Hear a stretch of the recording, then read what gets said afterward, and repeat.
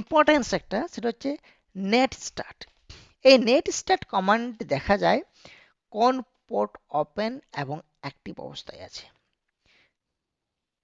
এটা বিশেষ করে আমাদের ইউজ করা হয় বিভিন্ন সিকিউরিটি মনিটরিং এবং মালওয়্যার ডিটেকশনে। এটা কিন্তু আমাদের খুবই কাজে লাগে। তো এটার সাহায্যে আমাদের পোর্টস ওপেন স্টেটসটা দেখা যায়। সেই জন্য আমরা এখানে টাইপ করতে হবে net start, STAT, net start, right, and hit on enter.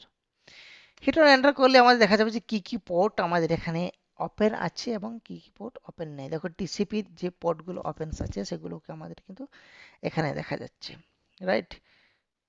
So যে সমস্ত পোর্টগুলো এখানে ওপেন হয়েছে প্রত্যেকটা পোর্ট কিন্তু এখানে দেখাবে, এবং এনেবল থাকলেও দেখাবে, এনেবল যদি না থাকে তাও দেখাবে, right. All the ports will be showing here using the net start. তো